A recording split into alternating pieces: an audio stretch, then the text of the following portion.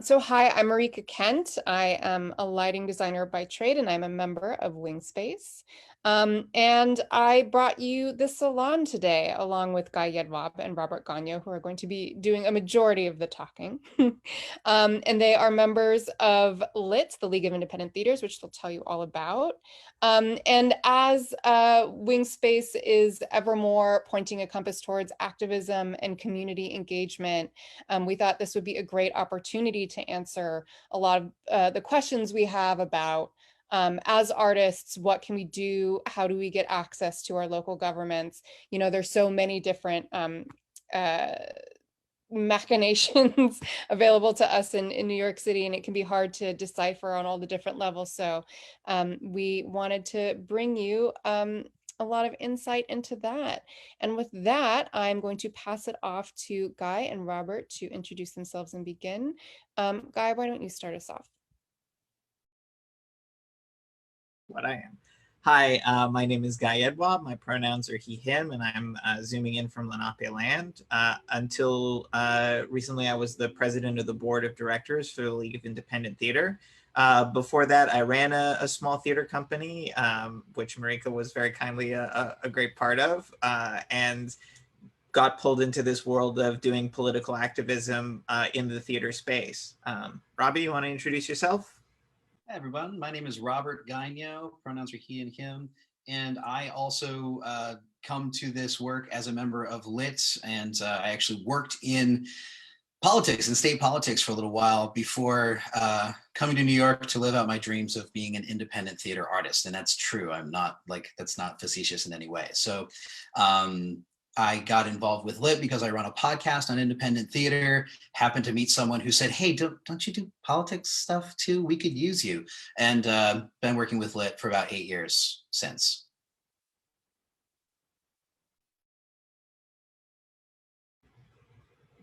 All right. So everyone can see my screen, correct? Looks great. Yeah.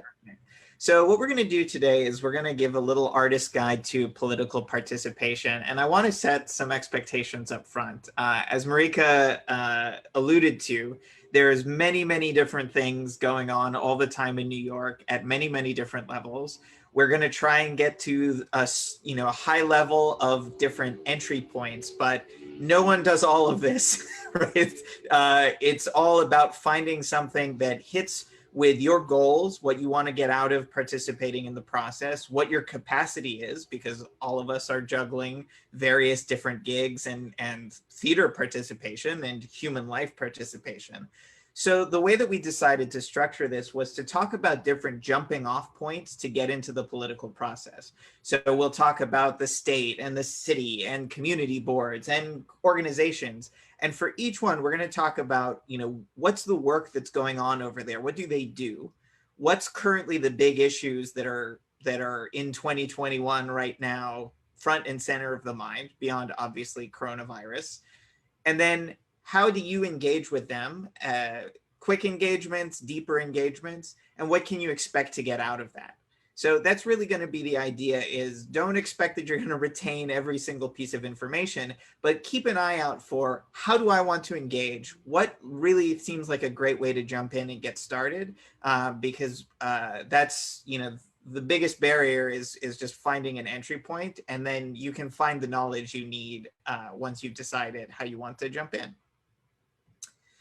So to talk a little bit about the League of Independent Theater and then use that as an example for how we're going to do the agenda tonight, the League of Independent Theater is an all-volunteer advocacy organization for people who work in 99-seat or less theaters or non-traditional spaces. By all volunteer, I mean that Robbie, me, a few other really passionate people, we're all theater folk.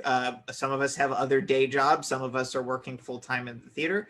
And when we can, we spend time calling up politicians, hosting events and doing what we can to make this go. So really, this story of finding entry points is our story, right? This is what we did. We were theater people. We wanted to make an impact. We wound up forming this group in the wake of the financial crisis in 2008 and taking it from there. So to look at this from the format for the evening, what we do is we do collective action on behalf of people who work in the theater world.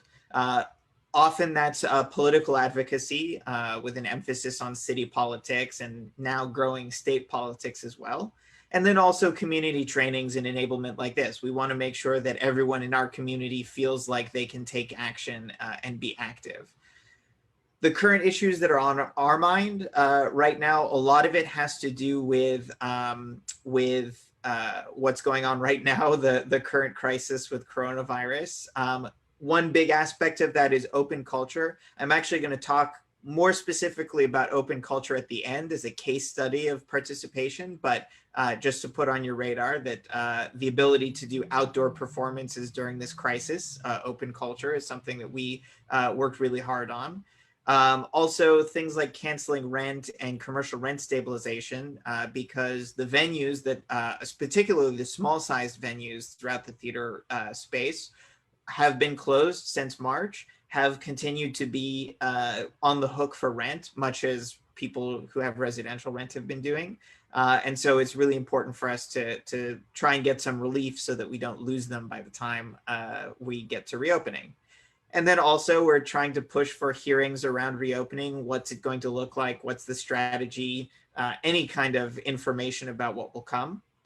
And then, and we'll talk about this a little bit more when we talk about electoral campaigns as well, but the League of Independent Theater, we have an endorsement process for people running for office in city council, the mayors, etc. So this March, on March 23rd, we're going to have them come to an event of ours, make promises to our community about what they're going to do for us in office. And then we're going to do some ranked choice endorsements for them and try and get them into power. So if you looked at any of that and were like, wow, this is what I'd like to do, how should I engage? The easiest is sign up for free membership at our website. All it does is sign you up for a newsletter where you find out about stuff like this, or email us if you've got things on your mind or questions, or we can be of help for each other.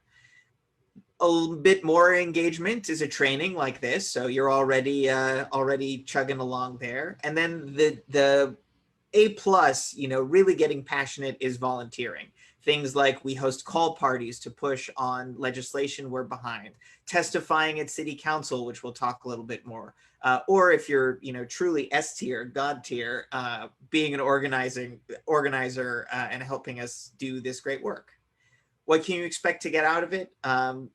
Knowledge about what's going on, relationships with electeds, input on what we do, input on the legislation and all the other things that we're trying to drive, and making sure that's a reality. Hey, Guy, I have a question. Go for it.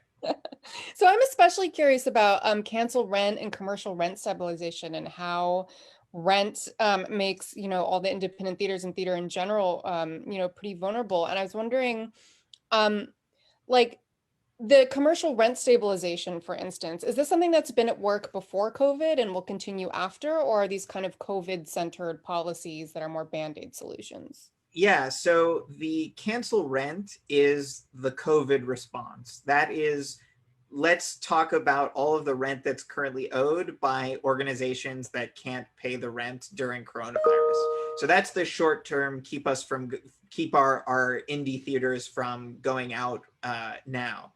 Commercial rent stabilization is the longer term approach. That was in the works before the crisis. After the crisis, it's only more of a high topic. That is looking at how do we stop the fact that rents are growing by huge amounts every year. We've seen rents doubling or even tripling. We've had member theaters get their rents doubled during this coronavirus. And so the question is, how do we regulate that? As you may know, residential apartments, there's a commercial rent stabilization program. It doesn't nearly do enough or reach enough people. But the commercial rent stabilization is to bring a stronger version of that to commercial spaces. Thank you. Great. So that's us. But now we'll talk a little bit about some of the venues where other than us, and I will pass it over to Robert. Thanks, Guy. So a little bit of this stuff might feel a little civics 101 to you. So hopefully we're not covering too much ground that you remember from your classes, but we're hopefully going to give you a bit of an orientation, really fast orientation of what these places do and what kind of stuff is going on in these different levels of government. The highest for us in New York State is the New York State Legislature. Think of it like Congress, except for the state. Two houses, there's a New York State Assembly, 150 members, New York State Senate, 63 members, and they work together to enact state laws. Now, they pass the laws, send it on to the executive, the governor, for signature. It's much like you remember from what goes on in Congress. They also have the power of the purse. This is where we have the budget gets passed in collaboration with the governor. They also is the body that is required to go through to change taxes in New York State, all the way down to local levels. If you want to change your tax rates, you got to go through the state legislature. And additionally, they're the group that can put forth to the voters, hey, we want to change the state constitution. So if you want to go all the way to changing the New York State Constitution, got to head through the legislature. Current issues on their mind, we've already alluded to this, but it's all through the lens of COVID right now, definitely. Response to COVID-19 is a big part of how everything's going down in the state legislature. Currently, state budget is due on April 15th, so there's going to be a lot of horse trading and wrangling going on in Albany over that. Single-payer healthcare is now on the table, which is really exciting. You may have heard after November that the New York State Senate now has what's called a veto-proof majority, which means that even if the governor vetoes a law passed by the legislature, the assembly has long had a veto-proof majority, but the Senate now does as well. So if the legislature wants to do something, even if the governor says no, they want it badly enough, they can override and make something happen. So that gives the legislature a lot more pull on making sure that single-payer healthcare can happen. So very likely we're going to see some movement on that. Tax the rich, we put that in here because, you know, we hear that a lot out in the zeitgeist. How do we handle the massive budget shortfalls that are going on in the state due to loss of tax revenue, thanks to the quarantine, thanks to COVID. Gig worker rights is a big deal. You're going to see some stuff, movement like laws that went down in California or that were attempted in California to make sure that gig workers are supported and do have access to healthcare and pensions and that sort of stuff. Legalizing it, of course, we got to mention it. With all these budget shortfalls, it would be great to tax weed now, wouldn't it? So that, especially with New Jersey now legalizing, Massachusetts, there's a lot of pressure on the state to legalize weed, and criminal justice reforms, had a lot of those last year. I write criminal justice reforms because there's been a bit of a pushback from prosecutors and from the police to make sure that we maybe correct some of what happened in the past couple of years on some criminal justice reforms. For our purpose as LIT, like the big things that are going on at the state level, Guy already alluded to. That's where cancel rent can happen. It's also where we're going to get better guidance at the state level in terms of what's going to happen to reopen the arts, to reopen theaters, to get culture moving again. We had this great success with open culture, which Guy will talk about later. But in terms of what needs to happen to a theater, what sorts of precautions are necessary, how many people, when, timelines, that sort of stuff, those sorts of guidelines we're hoping will come from the state. How to engage with the New York State legislators. We're going to reference this website a bit, mygovnyc.org. Find out who they are if you don't know who your assembly person and senator are. Again, you got two people at the state that represent you locally. Find out who they are. That site's also going to give you their contact information, their email and their phone. Contact them. Two reasons to contact them. A, contact them to let them know what you think. Like, hey, this is what's important to me. Tell them.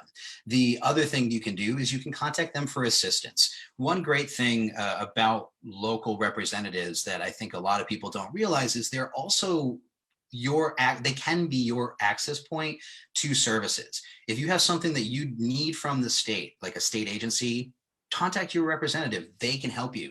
A good example is recently with everyone going on unemployment or like losing their jobs, how do I access these unemployment benefits that are coming from the federal government? You call up your representative. A lot of state legislators were very helpful in figuring out unemployment insurance requirements for people because it all goes through the state.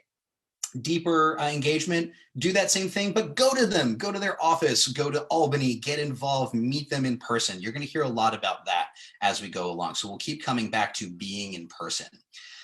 Deepest way is to get legislation passed. How? Well, you know, there's a lot of specialized language. You kind of need to be a lawyer to really write this legislation. But if you want to head to law school, or I'm just kidding, if you want to get involved with bigger groups, that was a joke. That was a joke for Guy, in case you didn't notice.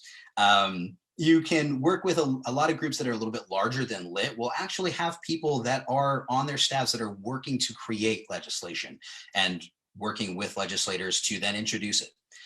Outcomes to expect, just a response. At the very least, they'll write you and tell you, hey, thanks for your comments on X. Here's what I think about it. Maybe they'll actually do something. That would be great too, right?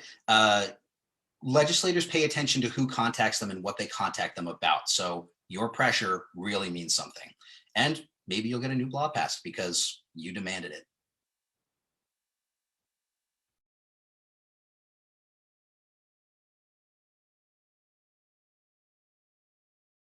So carrying on from that, the city level looks a lot like the state level. So I will not make it too redundant on what we just heard. So New York City Council is just like the state legislature, except rather than having two houses like Congress, there's only one. So you just have one city council member.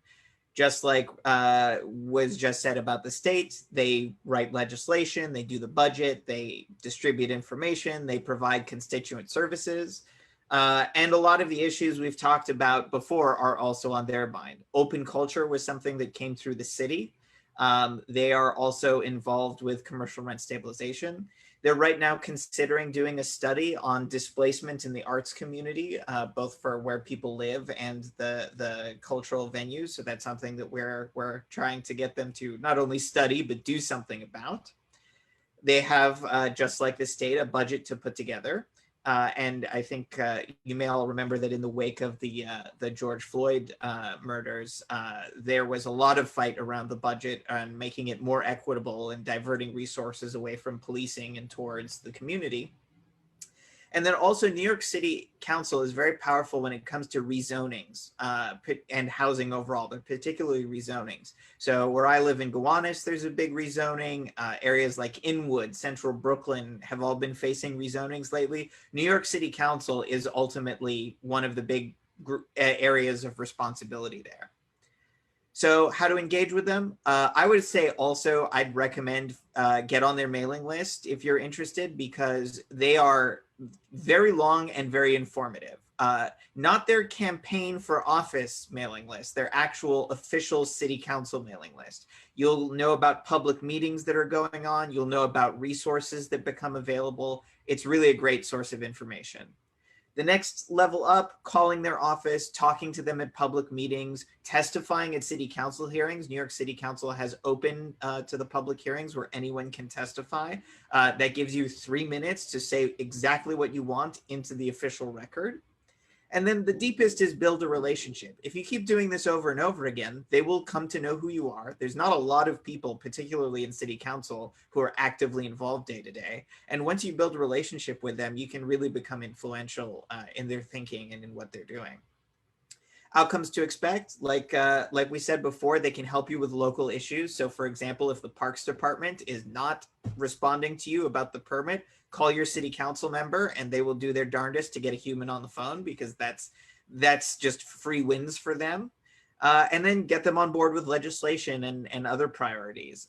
You know, sometimes it can be tough to turn people's mind, but you know, there is no way for them not to hear your voice if you speak up. So community boards. Now we move on to the community boards. You've probably heard about these, or if you haven't, don't worry. They are kind of a unique thing that goes on here in New York City. We're not the only city with them, but it is a function of New York City government you won't see all over New York State. They are, I guess, below the city council, and technically they don't have any quote unquote real power. They do not enact laws. They can't force anyone to do things, but they are incredibly influential and incredibly powerful politically, because they are the voice of the community to the city, to other agencies. So that's what they do. They advise. Mostly it's often ends up being about land use. So Guy was just talking about land use issues, rezoning, that sort of stuff coming up in city council. Almost always the city, at least the community board, is using a megaphone to say, hey, this is what we think, this is our neighborhood. That's what the city council or the community board is all about. Current issues on their mind, again, super, super hyper local. So I can't really say like, this is what they're thinking about, but I can guarantee you almost every single one of them is dealing with something to do with development, with rezoning, with how land is being used in their area. It's often the big bugaboo of any local community. How are we using our space? Best way to engage with them, just like with the city council members, get on the newsletter. A lot of them have a newsletter that you can get on. They'll inform you of local goings on and what sort of business is going to be in front of the community boards. Deeper level of engagement, go to a meeting. I highly recommend a meeting. They're really interesting. And it's never been a better time because, hey, everyone's doing what we're doing. It's all on Zoom. So very easy to connect with them, see what's up. There, you'll get to know members of the community board and other people who are like you, interested in getting involved, and they're your neighbors. Like, these are the people you're going to see on the street as you go to the bodega or, just out walking your dog. So it's cool to have that level of engagement. Deepest level, get on the board. Some community boards have it set up in such a way that you can actually join a committee. You don't even have to be like a member of the community board. You can join a committee and advise that way. Or you can get on the community board. I know my local community board is currently soliciting new members. So just search out your community board, just search what is my community board NYC, and you'll come to a website that'll help you find it. Outcomes to expect, gotta say this, like me, they are garrulous. These are folks who are gonna talk a lot. This might often feel like it's kind of talking in circles, but big deal, you're gonna know what's up. You'll get knowledge from being there. That is a very big component of this. Guy mentioned this in his talk about the city council. This is even smaller. You're going to know these people and they're going to know you because you've been a face at the meeting. You'll have better community connections, including with people in city council, people at the state level too. A lot of those representatives will come to community board meetings because they want to say, like, hey, local state senator, tell us what's going on with your office. Local assembly person, local council person, give us a report. You'll learn what's going on and get FaceTime possibly with those representatives. And attention to the issues important to you in your community. You can be a voice at the city or at the community board and say, hey, I want to make a comment. This is what is going on for me right now and what I want to talk about in our community. Very Robert, good. I have a question.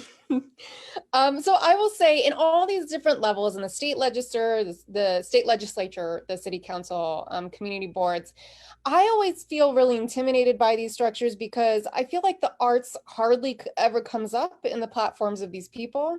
And I'm sort of worried that I'm going to show up and try to engage and people are going to feel like, well, we don't really care about that arts thing here in this room. And so part one to my question is, hey, like, why is that true? Especially when the arts is like so integral to education and like our local economy and all these things that really aren't frivolous to anyone. And also, to what extent am I projecting that fear and to what extent is it true? Well, to answer the first question, I hope Guy can help me out with this too, but I think a lot of us have different ideas on what's essentially an existential question. Why do they not care about us? We're so important. And I think a big part of it is not a lack of knowledge about how important it is. So thankfully there have been a lot of work paid to how much even just independent theater contributes to economy. And then you scale that up to all the way to Broadway, all the way to film and TV. Like, we have some partners and some advocates in the Mayor's Office of Media and Entertainment. We have different studies that are coming out to provide us with the tools to say, like, to show, to prove it's not, look, we aren't just like over here playing pretend. We are a big part of this city's existence. But even with all those tools, we need more people like you, Marika. We need more people like everyone on this call making noise. We need to be a bit more out in front. Guy, do you want to help me support that answer? Yeah, so I will say that and I think this ties into the power of getting involved, particularly in local government, is that often it's just that they don't know us, right? So for example, schools, a large amount of the population have a kid that goes through a public school, and therefore the amount of public school parents that will come and talk to them is extremely high. What I've found is that when I go into rooms advocating on behalf of the arts, it's very rarely, oh, you're not important, or this is a bad idea, so much as it's that it's not top of mind because they're not getting asked about it at community meetings, and they don't necessarily have the knowledge. So what we found our power to be is that when we build a relationship with them, it reaches the point where once they start thinking about us, then they're looking to us for knowledge on what to do. To be frank, there's a lot of people in politics who they hear theater and they're thinking of Broadway, right? And not necessarily even realizing the rest of everything that's going on in our community. They might be thinking of the performance, but they're not necessarily thinking about what a lighting designer's life is like, or the importance of a costume shop to the fact that we create our theater. And that's where your voice has a lot of impact because you're bringing new knowledge to them. I think we always have this impression of political speech being like bashing on a wall, trying to get someone who doesn't agree with you to agree with you. And I think that that's important. The other thing I would say, and this goes especially for elected officials, if you're feeling that feeling of, oh, should I be talking? Am I the right person? Remember that you are their constituents. They work for you. Their goal constantly, always from top to bottom, is to convince you to vote for them again in the future. And so long as you are not shouting expletives and setting fire to things, you have a right to be listened to by them.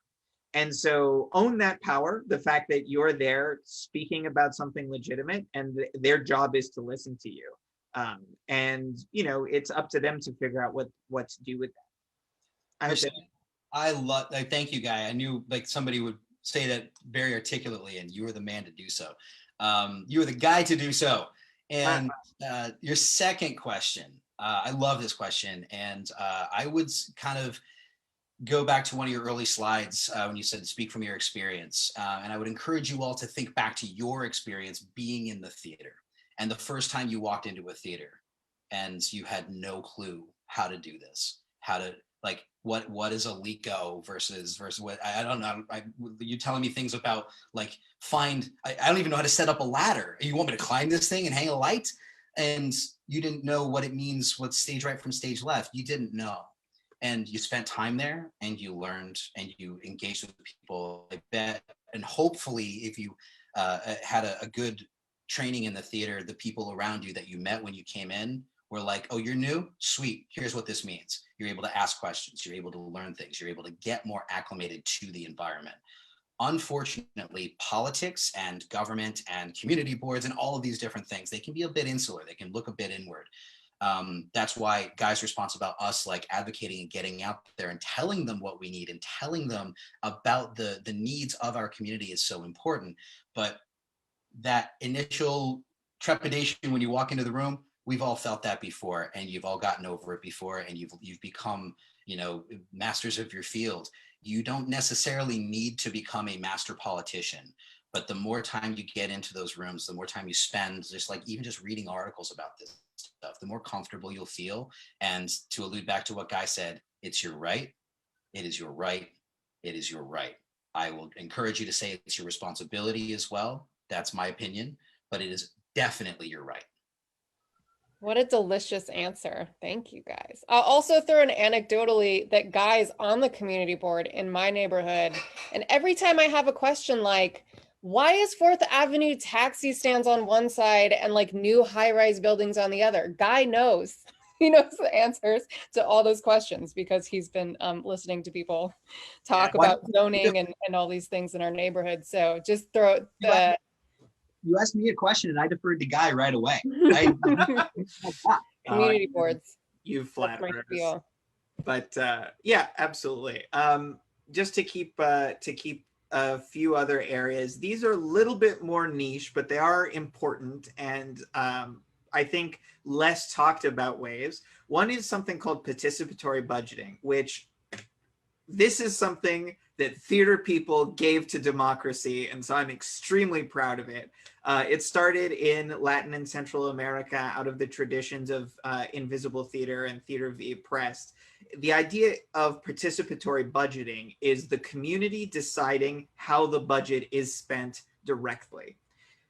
In New York City, we have an extremely small little tender green shoot of an experiment in this, which is that city council members all have a pot of money called discretionary spending that they can give on anything in the community that they think is important investment. Some city council people optionally let the neighborhood vote on how discretionary spending is spent. Here's one of the incredible things about it. Unlike voting for office, participatory budgeting you can participate in from the age of 14 and older, regardless of your documented status in the United States. So it provides a really great entry into democracy for a lot of people who don't currently get to participate. And it's hyper local, it's hyper democratic. And so I'm really excited about this. And I think it's a great model to continue to spread a more democratic voice. Unfortunately, because of COVID, some city council members decided that they were going to give it a pass until we can meet again in person. Others are still holding it.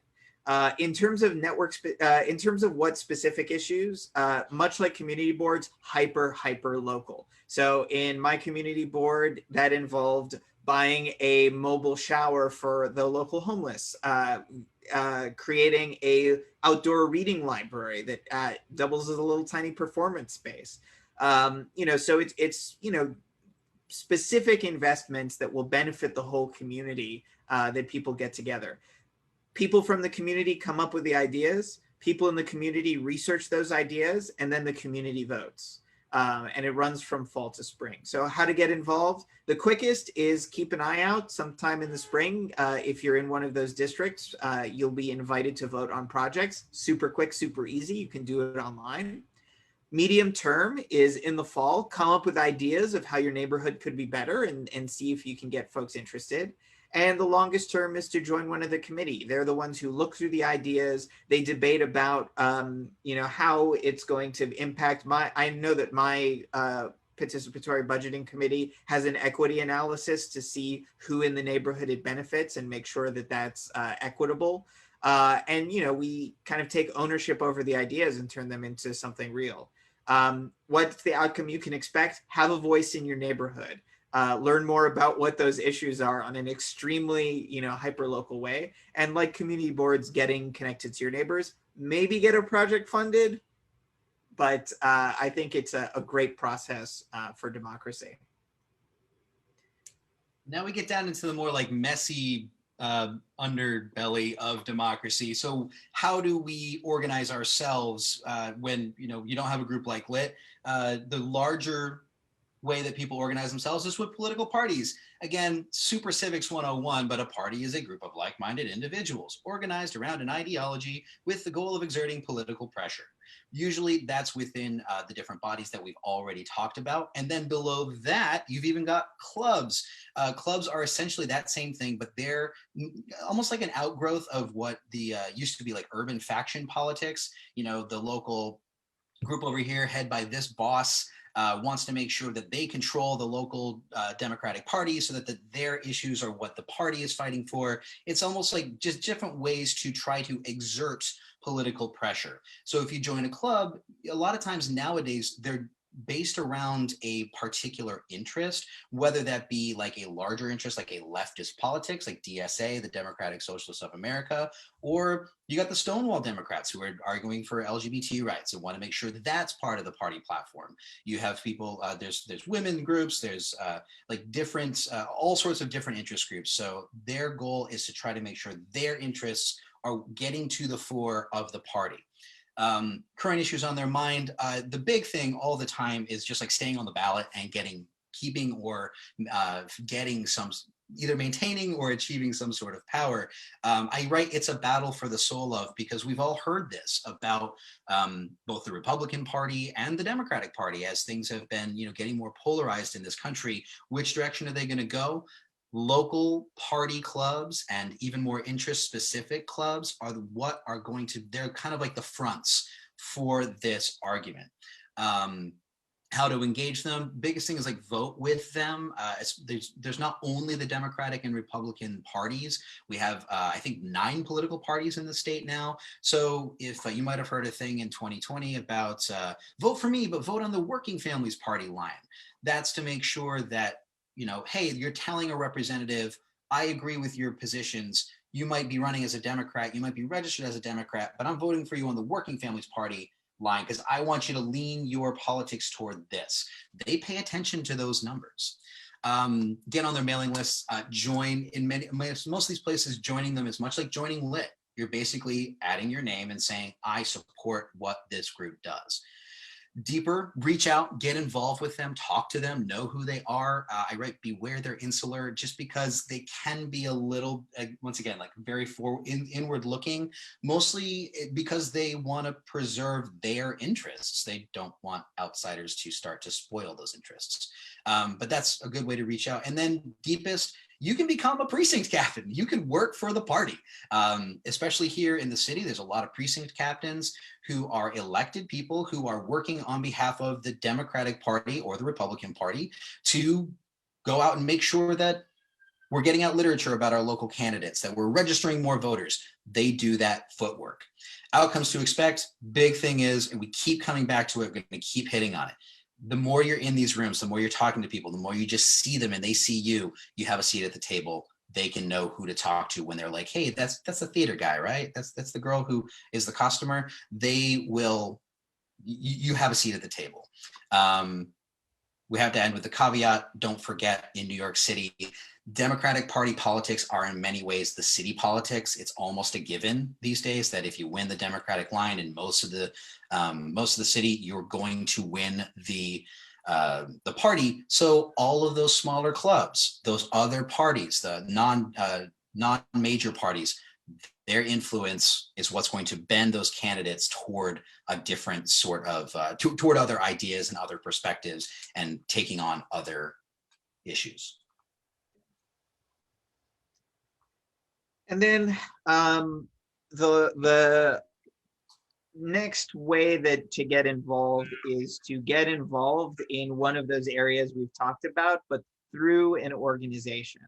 Now, I strongly believe that every individual's voice can and should be heard, and it doesn't matter whether you're a member of something. But as we see, particularly when it comes to collective bargaining, that when people get together and form a group, that really catches more attention because it's a communication of saying, hey, this is important, not just to myself, but to a lot of people who are like me, and we can command a community. I won't go through each and every one of these logos, but just to lay out some types of groups that we see. There's some art specific ones. So beyond the league, there's groups like the Music Workers Alliance or Art Against Displacement, the New York City Artists Coalition, Women of Color in the Arts. Each of these are organizations that are, for their membership, working on a specific type of issue. And so I would go on their website, see, hey, are these people working on the thing that I'm already, passionate about? They may have some ideas about strategy that they've learned from their work in that area. They may have, already laid out for you how you can get involved in a way that's easier than figuring out how you want to do it on your own. I particularly want to highlight Amplifying Activists Together. They started middle of last year during the response to the George Floyd murders, of just having every Friday a organizing call that's amplifying, some major social justice, right? Once a week, get on a call, make calls to elected officials. It's a great way to get started into all of this. I also highlighted neighborhood groups. I will say it's kind of hard to find neighborhood groups. Many of them organize on tiny Facebook pages or just a Twitter account or just a flyer that's in the neighborhood. So a couple of the examples are like Gowanus Neighborhood Coalition for Justice that's working on the upcoming Gowanus rezoning, Crown Heights Tenants Union, or Inwood Preservation. I find out about a lot of these through showing up at community boards, but these are often, a group of people who are neighbors who want to fight for something in the neighborhood. And so I highly recommend just seeing what's in your neck of the woods. Next up is unions and guilds. And so there's a number in our space, whether it's, SDC or United Scenic Artists or the Freelancers Union. They each have varying levels of political activity, but what they choose to do, they're doing on behalf of their membership and informed by their membership. So, there's a lot of leeway to be able to drive them to do more. And then the last is issue-specific groups, right? So we mentioned single-payer healthcare, right? That the state would provide healthcare universally, for everyone. Campaign for New York Health is an organization that is just around making that happen. Groups like Indivisible or Black Lives Matter may have a number of related, social justice or those kinds of issues. Save Our Storefronts and United for Small Business New York City are working on those rent and small business issues.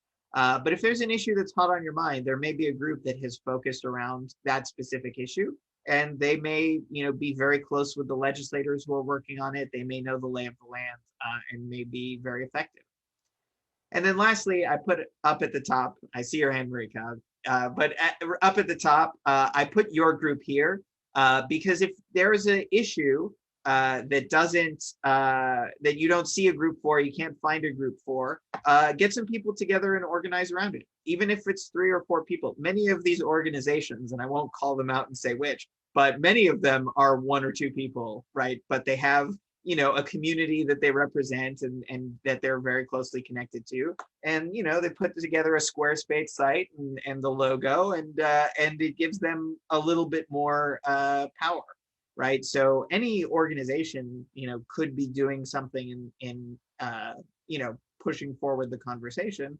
And that's really up to the people who are members. Marika, did you have a question?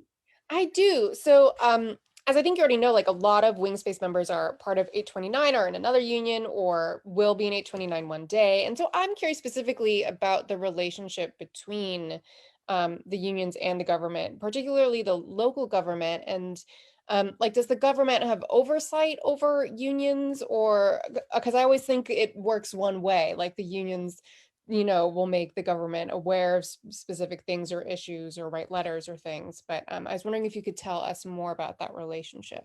Yeah, so I'm not super up to date on some of these specific unions, but I will say that there is a National Labor Relations Board that regulates the unions and their right to be active.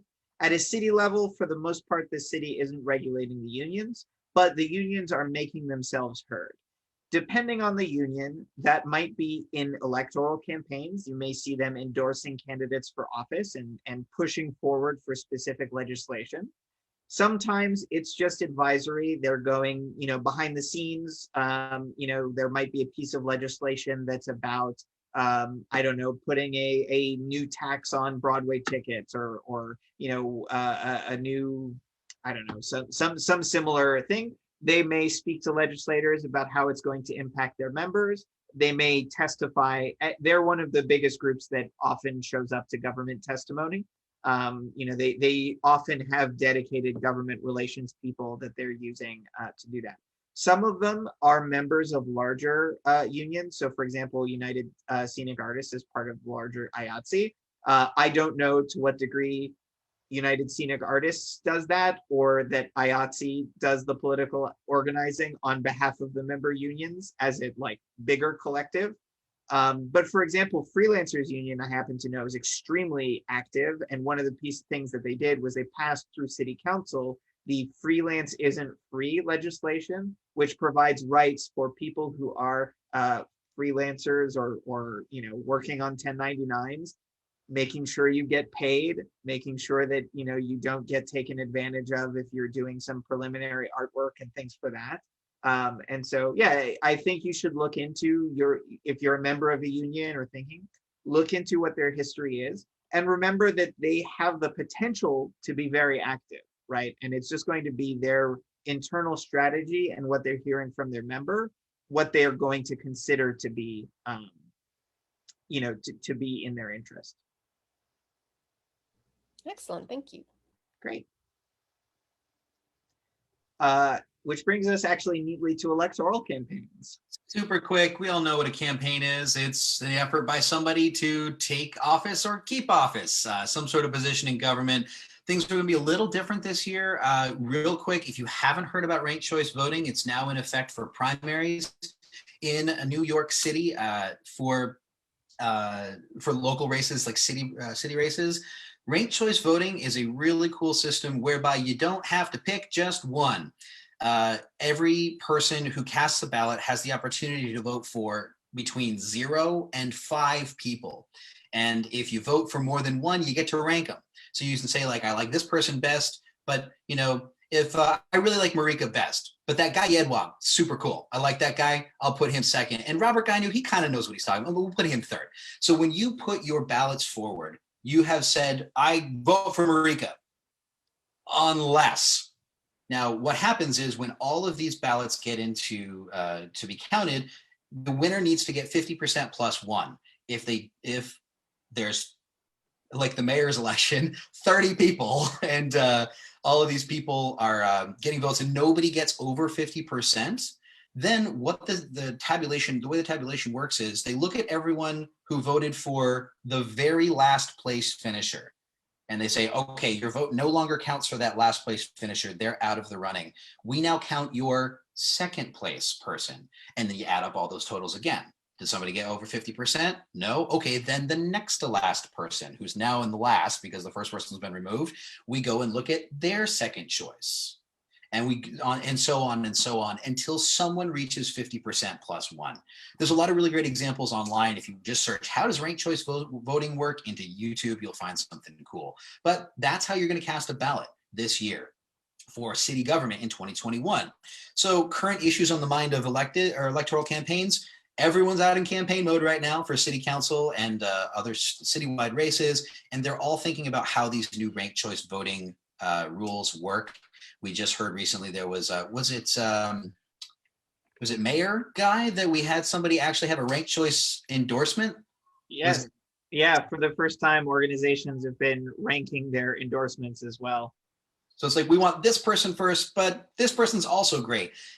Hopefully the idea is that, yeah, it is amazing, Rodrigo. It is super amazing that we're doing that. Hopefully that'll take away a little bit of the vitriol, because you don't want to just put everybody else down. Because if somebody really likes one of those people you just put down, you don't want to be a jerk to them. You still want to get on their voter's second place line.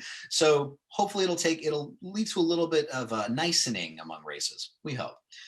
Those are the races for 2021. How to engage with them. Easiest way to engage with a candidate is, of course, to vote for them. You might see people out on the street sometimes with petitions. Those petitions with the green paper where they're like, can you sign for this candidate? You are not signing to say, I like this person. You are signing to say, get them on the ballot. So that's an easy way to do this. You just sign, you write your address, super simple. Deeper, find out who's running and then reach out to them. Talk to your local people. Maybe you've met them at a community board. Maybe like me, the guy who's leading in my local community or my local city council race is a dude whose kids went to the same daycare as mine. So like, I see him on the street and I'm like, hey man, are you talking about the arts? Like, I'm with Lit. Lit really wants to know what you think about stuff. You can get involved just by talking to them. Reach out to them. Again, they're your neighbors. Deepest way, volunteer. They always need bodies. They want somebody out carrying those positions. They want somebody knocking on doors. They want somebody making phone calls. You can even possibly get a job. Some of these folks have budgets and will hire you. You really want to go down the rabbit hole, run for office. Do it. There's a lot of different groups that are showing people how to do it now. Yeah, if you really want to try it, like, get into it. That's how we get arts represented. We get artists in office. Outcomes to expect. Hopefully you're going to get somebody elected. You're going to at least have some influence on their platform. And once again, as we keep repeating, making connections, you now know the people who are going to be representing you at their various levels of government. Mariga. Hey, so Guys, I gotta ask, as you mentioned, there are like a zillion people running for mayor of New York City. Yeah. So a two-part question, but you might answer them the same way. Number one is, of all these people running, are there candidates who have been more vocal about the arts, who have a history of backing the arts, who either like you personally or through Lit, like have sort of showed up for the arts in any tangible way? Again, going back to that question of, do they even talk about the arts at all? And then just maybe I'd love to hear your personal opinions on just who you're excited about in the race, if anyone, or you could decline to state, and maybe those are the same, but maybe they're different. So however you want to answer it, treat it as a prompt, maybe, not necessarily a direct question. Maybe the first thing I would say is that this is all from Robert Gonyo. This is not as me as speaking as Lit. Lit is going through a process right now to make endorsements and possibly a ranked choice endorsement for mayor, or maybe we won't endorse it all, but we're still figuring that out. Questionnaires were due literally this week, so we don't know where we're at. But I will say that I personally haven't decided. I can't wait to see what we find out from this Lit process. In terms of people showing up, the only one that I can say has definitely like quote unquote showed up is the person who literally showed up. Scott Stringer was our keynote speaker at the last Meet the Candidates forum that we did back in 2017. So that is not an endorsement of Scott Stringer from Lit or from me, but I will say that is a person who has been around and knows who our community is at the very least. Guy? Yeah, also on, again, not an endorsement of Scott Stringer. All comments are Guy Yedwab as a private individual. Scott Stringer actually in 2008, when the financial crisis happened, before there was a league, there was a big community convening after the Ohio Theater, the original Ohio Theater in Soho, lost their space. There was a big community convening, and Scott Stringer said, okay, here's what you need to do. You need to make a bunch of policy, demands, invite people, make them, make the promises to you and hold them accountable. And that was what started the league. Now, the result of that is that for this electoral campaign, we're going to make them all come and make promises to us and hold them accountable. So even our friends from the past are going to have to come and do the same thing. But that's there. Also, Eric Adams was someone who, when he ran for Brooklyn Borough President, we had endorsed for that office. Not a guarantee of anything in the future, but those are a couple people who are of interest.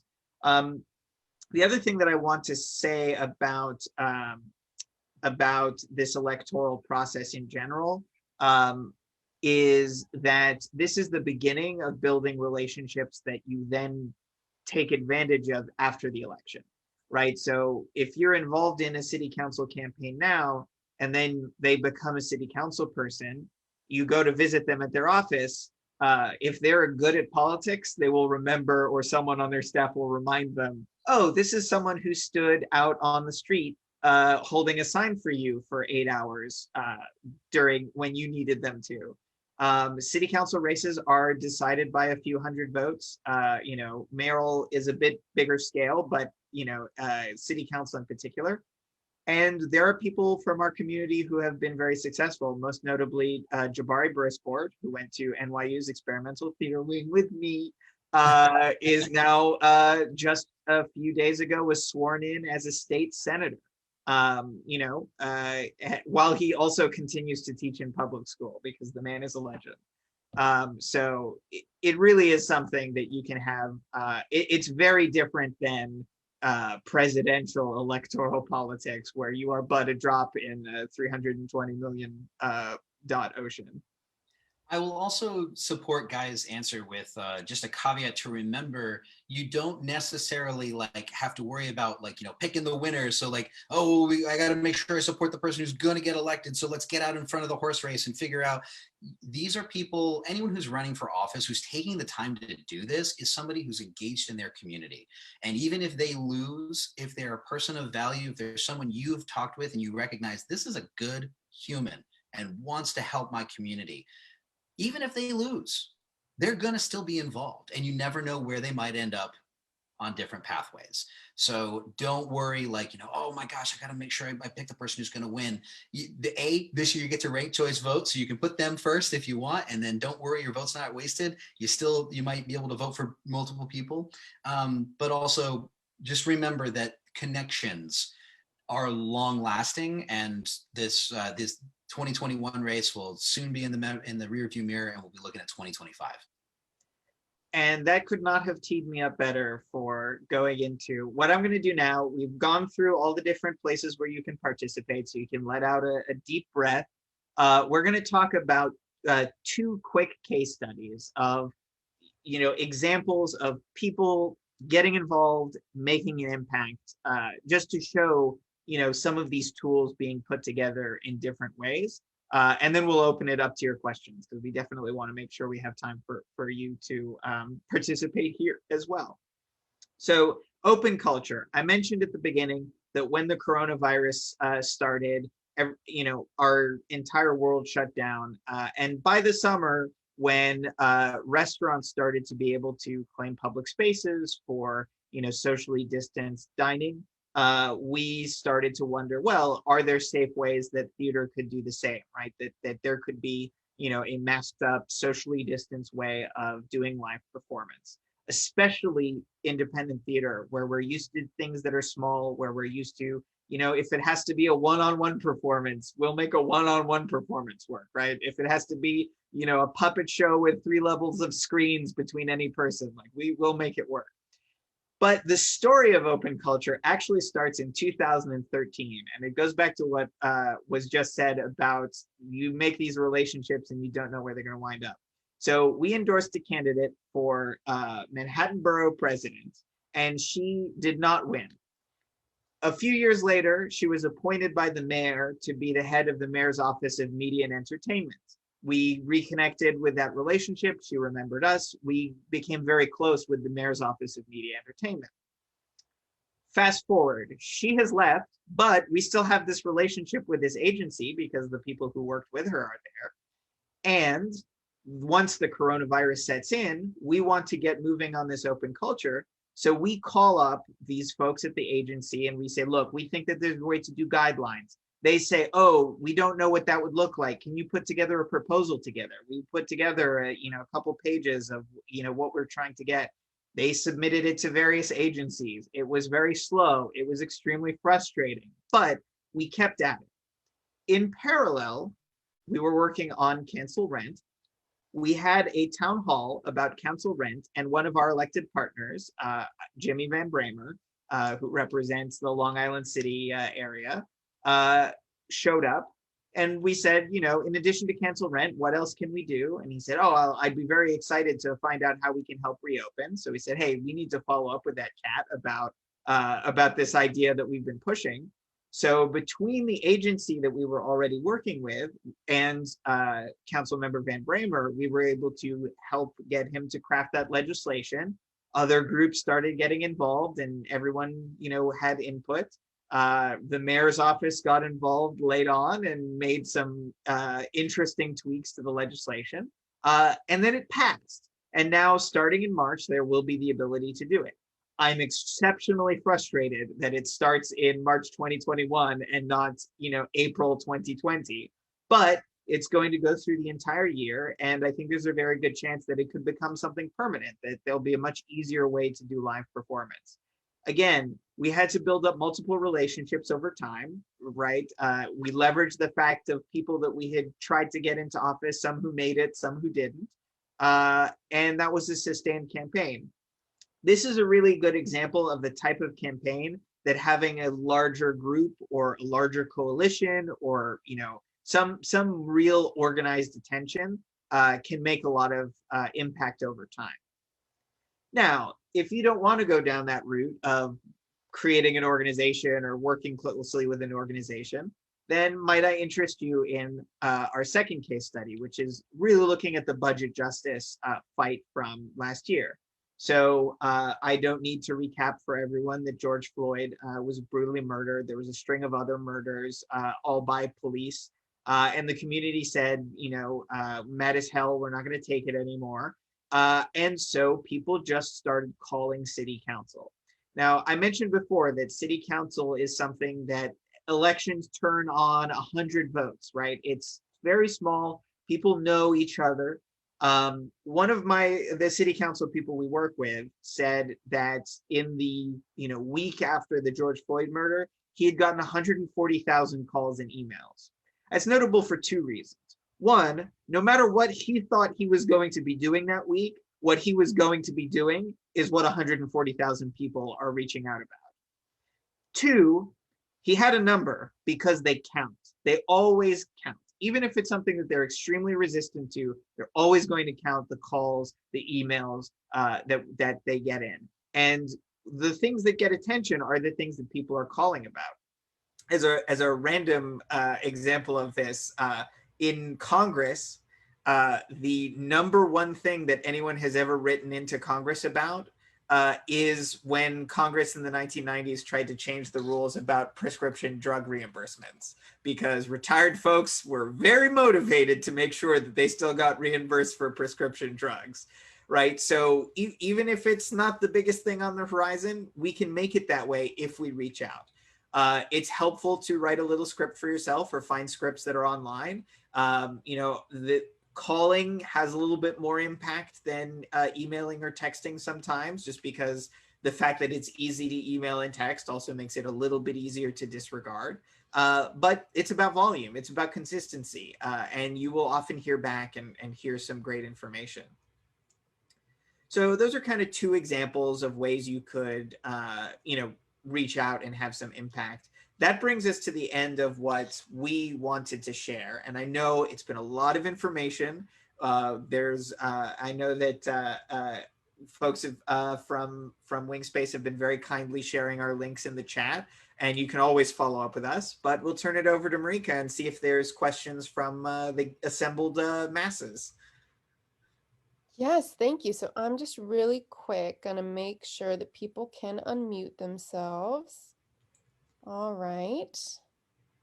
And so if you have a question, go ahead and you can either use the raise your hand feature, or you can pop on your video and then we'll know to look to you. You can also text questions into the chat, either to me personally or to everyone. And just while I'm waiting for some questions, and they can be on, any of the many, many things that Guy and Robert talked about, I'll start us off with a couple more. So I want to know more about open culture. So was this like a bill that you at Lit crafted, or were you one of like a few groups that provided insight into what that bill looked like? Yeah, so there were a few groups that were all pushing on various ideas. I think maybe one or two others other than us. The council staff were the ones who actually literally wrote the legislation. But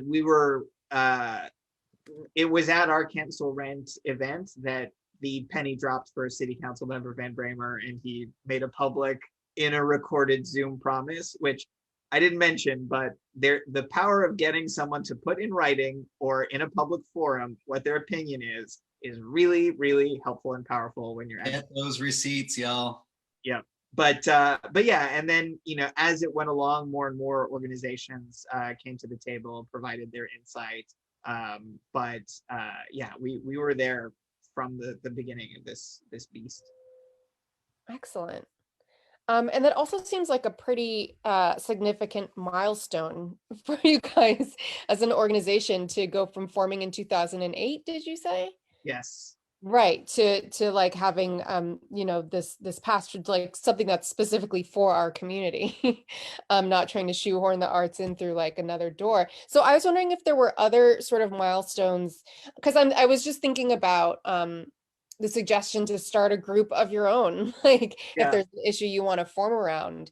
And I was just thinking about, the amount of work that takes and time. And so if you could just give us like a sort of big picture view on like, okay, we formed in 2008 and here were a couple milestones that, came up for us, and about how long they took on the way to being part of something like open culture.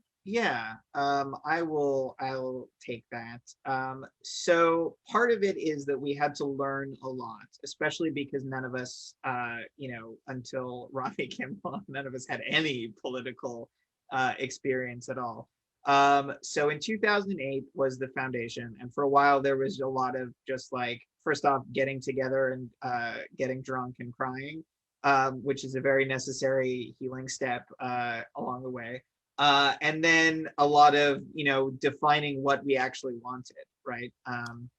I would say that the first big milestone was that in 2010, the league put together a letter calling for a property tax abatement for nonprofit art spaces to basically make it more appealing for the landlords to rent to art spaces and help them compete, because we can't pay as much money as a Starbucks or a TV bank can. So maybe the credit would balance things out.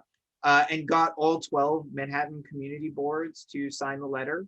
That we didn't know how to take the next step from there, to be transparent, right? I think that one of the lessons that we've learned along the way is really the end to end of a campaign.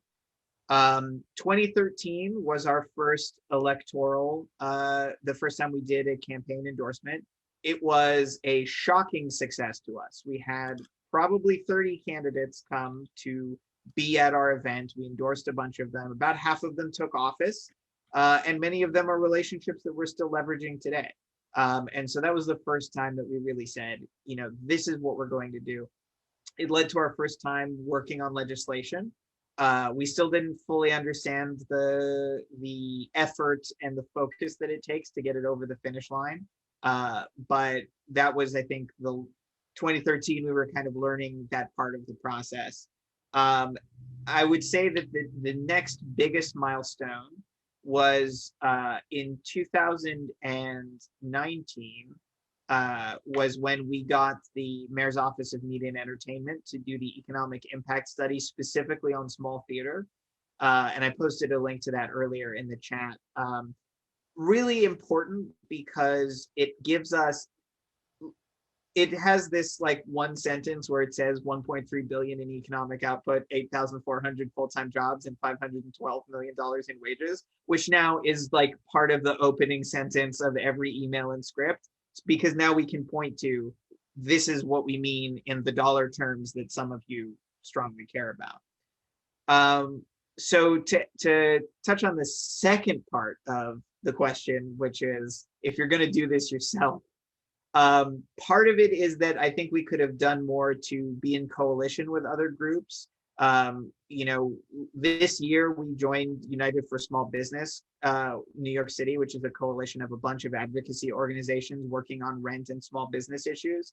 We bring the arts focus and making sure that arts is represented in that, but they bring a lot of knowledge, a lot of connections that we wouldn't immediately have. I will say starting your own group is like one of the hardest levels of this, and also always check first to see if someone else is doing the work, because it's just so much more impact if you just help other people who are already on this road. But it might not be out there, right? It might be that there's a specific issue for a specific group of people that needs you to get together, and that would be that. Robbie, did I miss anything that you would highlight? No, I mean, I think those are like the big milestones that are like more outward facing. I think it's also important to remember that a group like Lit, because our members are like know who we are and can reach out to us, there's a lot of small things that we take care of every now and again. And we also have helped with the community with, so we make these endorsements, we get this information out to our members. We share with them like, hey, do you live in these areas? These are the candidates we've looked at. These are the candidates that have an arts friendly platform that agree with us, that are going to do the work that we need for our community. We created an anti-harassment guidelines a couple years ago, led by a member who came to us and said, I want this to be a thing. And she worked with a couple other members, and boom, it happened. And now this is a resource that's out there for indie theater makers. Like, so there's a lot more than just like, you know, yes, we did open streets. This is a major legislative victory and we should all be super proud of it. But we're also a resource to help to connect our members to the things that you just sometimes kind of need help with when you're trying to make indie art, because as indie artists, we don't have that big staff behind us. And then just quickly, in that gap between the 2013 and you know, some of the more recent stuff, I completely forgot a group within the league had the idea of a charitable fund for independent arts that would be funded by a nickel from every ticket sold in New York. They spun off and created their own organization because, for boring legal reasons, that made the most sense. That's the Indie Theater Fund. When coronavirus happened, they turned into a coronavirus rapid response force. They were turning out money to artists on the day that they would receive applications, and centering particularly folks from communities of color. And then also we created a subsidized rehearsal program that spun off into another organization called Wingspace. And so, you know, it's an interesting road from there to here. It's not just legislation, it's all the things that indie theater needs. And I'm so glad you brought up the other groups, Guy. Great idea. Yeah, the gift that keeps on giving, the league. Hi, Adrienne, I saw you pop on. Do you have a question? Yeah, thanks, guys. I was actually just curious, also, like, what, you know, there are so many big national lobbying and business groups, you know, that work for giant companies. Are there any kind of equivalent? You're working in New York City and New York State. Are there any equivalent organizations for independent theater artists or artists that are working on a national level that you would like to talk about or that are worthy of talking about? Definitely those that are worthy and doing great work. I will say, unless, Guy, there's things that I don't know, and I don't want to speak out of school if I'm saying this, like, I don't think we really have partnerships with them yet. Hopefully these are the sort of groups that we can be in coalition with at some point, or at the very least, like, friendly with, to when our interests align. But, you know, at the national level, there are groups like Americans for the Arts and that sort of stuff. State-wise, I don't really know anybody who's, and they aren't necessarily indie specific. So, yeah. Guy, what about you? I would echo that. I would say that it takes a lot of resources specifically to go national. There's this organization called Be an Arts Hero that started, that was very huge on making the Save Our Stages legislation pass. You know, they don't specifically focus on independent theater. Oh, they did a salon with you, so you know all those wonderful people. They don't specifically focus on independent theater, but the tact that they took was very indie theater friendly. And then I would also say that the National Independent Venue Association, yes, was also very involved in that Save Our Stages legislation at a national level. They also now have a local New York chapter. They're very new. They started during this coronavirus pandemic, and so be interested to see how they evolve. But with us as well, like they're people that we've had conversations with, and in many ways our interests do align. But yeah, it does seem like there's a, you know, we do the indie thing, and they sometimes have indie stuff, so everybody works together when we can. Yeah. But thank you that's a great question. Thank you, Adrienne. Kate, I think I saw you pop on next. Hi, thanks, Marika. I was actually just thinking about you were speaking about earlier the power of collective bargaining, and as many of us are part of USA 29 as the sort of local scenic artists union. I'm curious if going through a union or putting pressure on our union to put specific pressure on different politicians is a way that has actively made change, or is it sometimes just wrapped in bureaucracy and would be easier to make waves as individuals outside of a union? Yeah. So in full disclosure, I am not a member, and I have not come across 829 a lot, so I can't speak to what they've been up to or not up to. That may or may not indicate their activity. It may be that they're just involved in very different organizing strategies than us. I think that the advantage of the union is the fact that it has larger resources typically because of the dues that you pay, and so part of that is that you're paying for them to have the power that they have. And then the fact that especially in New York, where there's such a strong Democratic Party influence, legislators are very responsive to what unions are saying. And so, for example, one thing where I have seen unions be very active is in my neighborhood when there are rezonings, there will often be the building and trades unions coming and being very vocal in favor of the rezonings because it will lead to union work. And they have a big voice in that conversation. And that's the perspective that their leadership has on what's in the interest of their members. So I would say that it really depends on the structure of the union and how much voice you feel like you can have inside of it. If you feel like, it's like running for office just to be heard inside the union, then it might not be the best place for your energy. But, if there is spaces to be heard, I would explore them and really see.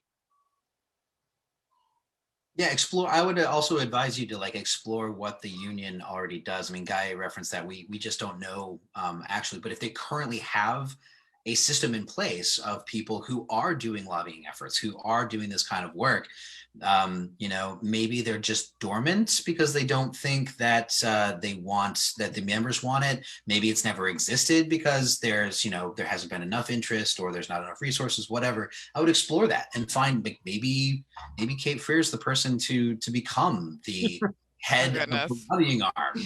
Who knows? Yeah, I mean, I know that there has been a lot of advocacy on the behalf of theater artists from the 829 and Actors Equity during pandemic times for things like workers' comp and such, and that I think is a good example of how folks that are operating with 1099s are getting covered and that advocacy during this time. Yeah. I'm also curious about, though, you were talking about lobbying efforts. And so just in full transparency, Wingspace has recently become a nonprofit this year. So we've, during the presidential campaign, we had been thinking about, as advocacy is such a huge central value of this organization, whether or not we could actually legally advocate for a candidate, or if our political involvement had to be more about issues and not endorsement. And I'm curious about if you know very much about the repercussions of that sort of advocacy as a nonprofit. Yeah. So I think that specifically, yeah, go to Guy for that. Yeah, so I am not a lawyer. This is not legal advice, and it can be a little bit technical, but it is possible for nonprofits to certainly speak out on issues and on legislation that impacts the area. When it comes to the formal definition of lobbying, which is promoting a specific piece of legislation and candidates, there's a limit, and it has to do with how much of your budget it takes up. And that's where that's where it can be a little bit complicated, and why a lot of nonprofits just choose not to do that. There's lots of ways of advocacy that don't even come close to that line. Like, for example, testifying on how legislation will impact the community is not the same as lobbying for legislation, right? Lobbying for legislation is like sending mailers to your members that say, call your rep for blah, blah, blah, blah, blah. But showing up to a legislator's office and being like, hey, if you pass this law, Wingspace's members will be impacted by XYZ, is not what the IRS considers lobbying.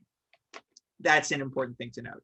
The other thing to note is that, so the league formed as a 501c6.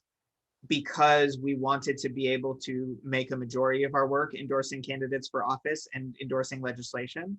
And so, for example, the ACLU has a 501c3 and a 501c4 so that they can endorse candidates for office and also be a nonprofit and be, totally safe and secure.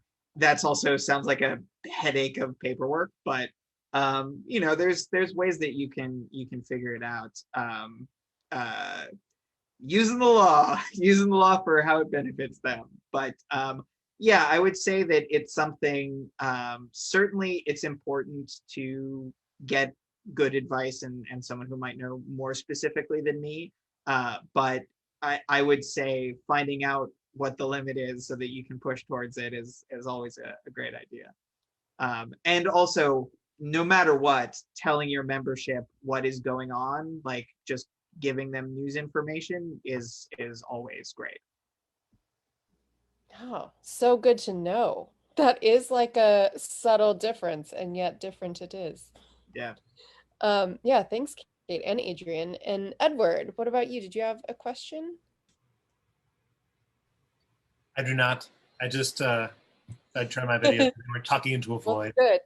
It's good to feel your presence in the virtual space. Great. Any other? I'm just checking the chat. All right, another one from me. And, I'll say I've been watching Jen Psaki every day doing the press briefing. So if your response to this question is like, I have nothing to preview, I won't be offended. But I'm curious about now that the open culture is underway and coming at us, like what's next for Lit, and what's the next big thing as an organization that you would like to tackle and see happen for independent theaters? We've got so much going on. We're still very much behind the Cancel Rent initiative. We're working with other organizations with that. We are pushing for it. If you want to help us push it, we would love to have you. We do call parties every other week that are about to hopefully we'll restart very soon in the new year. We have not in January. We are still definitely talking about, Guy can tell you a lot more about rent stabilization, like pushing that legislation, trying to make sure that happens. My personal big thing right now is working with all the candidates who are running for office in the city. That we did our best to cast a very wide net. We wrote to just about everyone we could find an email address or a Twitter direct message or a Facebook direct message for, to invite them to fill out our endorsement questionnaire. And we have received many, many, many responses. We're going to be going through all that and trying to learn who these people are who want to get office in New York City, and invite them to our March 23rd event to hear from them about what they feel they can do for independent theater and for independent theater artists, and then hold their feet to the fire, as Guy mentioned earlier. But Guy, there's so much more that I'm sure I'm leaving off here. So and before we pass to Guy, I'm just curious, what's on that questionnaire? Like, what are you asking of candidates? Actually, a lot about cancel rent, about rent stabilization, like what they think about those issues. We also asked them about open culture, what they thought about it, how could they expand it. We invited them to tell us what committees they're interested in. Like why are you running? What are you doing here? And then once you get there, what do you want to do? And almost like there are a few soft ways to invite them to tell us how they're, because we don't expect everyone to be running to, I'm here to make New York City an independent arts friendly city. Like that's usually not the first thing on people's minds, but we want to find out where their interests align with ours. And we kind of gave them an opening to tell us that. And then of course, these specific issues as well. Yeah. I think the other two areas that we did ask some questions about, one was expanding individual access to healthcare and housing. We haven't talked a lot about that because there's so much work being done there as well. And it's huge issues. Yeah. So. And then building on this idea of public culture is something that we've been working on since 2013 is how can we increase our access to public space for performance? Parks, city-owned facilities, where we could, rehearse nights and weekends and things like that, and just making it easier for us to access the public space that's already, ours. just that. All that. But we put the link to the event and our current platform, and it has more information on some of the history that we've been through this past year. And we'd love to see you all there. That's awesome. I bet we at Wingspace can blast that on our own social as well. Take a note. Wonderful.